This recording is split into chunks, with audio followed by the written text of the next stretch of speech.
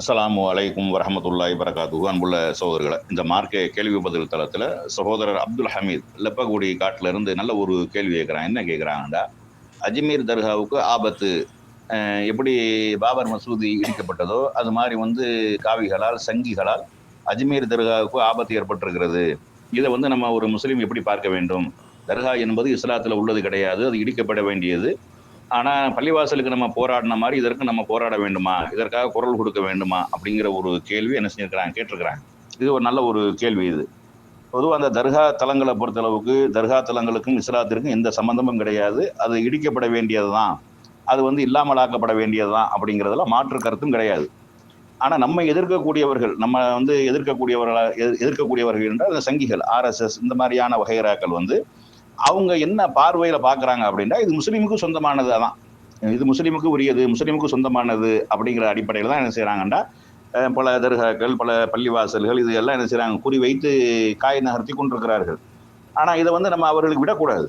நம்ம சமுதாயத்துக்கு எச்சரிக்கை செய்து இது இஸ்லாத்துல உள்ளது கிடையாது, இறந்து போனவர்களுக்கு எந்த ஆற்றலும் கிடையாது, சக்தியும் கிடையாது, எவ்வளவு நல்லவர்களாக இருந்தாலும் அவர்களை வழிபடக்கூடாது, அவர்கள் பேர்ல தர்காக்கள் கட்டக்கூடாது அப்படிங்கறது எல்லாம் நம்ம சொல்லி அது இடிக்கப்பட வேண்டும் அப்படிங்கிறத நம்ம பிரச்சாரம் பண்ணுவது என்பது வேற. ஆனா நமக்கு சொந்தமான முஸ்லிம் என்ற அடிப்படையில் தானே அவங்க செய்யறாங்க. இதை அவங்க ஒரு மற்ற மதத்தவர்களாக இருந்தாலும் கை வச்சிருக்க மாட்டாங்க. அப்ப முஸ்லீம் என்பதற்காக, முஸ்லீம்களுடைய ப்ராப்பர்ட்டி என்பதற்காக, முஸ்லீமுக்கு வருமானம் வருவது என்பதற்காக இவங்க இந்த தர்காவில் என்ன செய்யறாங்க, கை வைக்க போறாங்க. இன்றைக்கு தர்கால கை வைக்கிறாங்கன்னு நம்ம விட்டோம்னா அடுத்து பள்ளிவாசல தான் கை வைப்பான், அடுத்தடுத்து பள்ளிவாசல்ல தான் தொடர்ச்சியாக செய்வார்கள். அப்ப என்ன செய்யணும், இதை நம்ம கண்டிக்கத்தான் செய்யணும். முஸ்லீம்கள் ஒரு இடம் என்பதற்காக, ஆனா அது சரி என்பதற்காக இல்லை. அது முழுக்க முழுக்க இது இஸ்லாத்துக்கு எதிரானது, இஸ்லாத்திற்கு விரோதமானது, இஸ்லாத்துல உள்ளது கிடையாது என்பது ஒரு பக்கம் இருந்தாலும், ஆனா அவர்களுடைய பார்வை என்பது இது முஸ்லீம்களுக்கு சொந்தமானது, இது முஸ்லீம்களுடைய இடமா வச்சிருக்கிறாங்க, இது ஒரு புனித தலமா வச்சிருக்கிறாங்க. அப்ப இதை கோயில் இருந்துச்சு அப்படிங்கிற ஒரு பொருளையை கிளப்பி விடணும், இது அகழ்வாராய்ச்சிங்கிற பேர்ல நம்ம என்ன செய்யணும், செஞ்சு உள்ளாக்க தோண்டி என்னமா இருக்கு, நம்ம அதை சொல்லி என்ன செஞ்சிடணும், ஒண்ணுமில்லாம ஆக்கிடணும் என்பதற்காகத்தான் இதை செய்கிறார்கள்.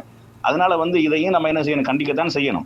ஆனா அது சரி என்பதற்காக, நம்முடைய இடத்தை அபகரிக்கிறார்கள் என்பதற்காக, முஸ்லீம்களுக்கு சொந்தமான ஒரு இடத்தை அபகரிக்கிறார்கள் என்பதற்காக இதற்கு இன்றைக்கு நம்ம அனுமதி கொடுத்தமையானால், நமக்கு இஸ்லாத்துக்கு எதிரானதான போயிட்டு போது விட்டமையானால், நாளைக்கு பள்ளிவாசலை தொடர்ச்சியாக கை வைப்பார்கள். ஏற்கனவே ஒரு பள்ளிவாசலை இடிச்சுட்டு என்ன செஞ்சிருக்காங்க, கோயிலை கட்டிவிட்டாங்க.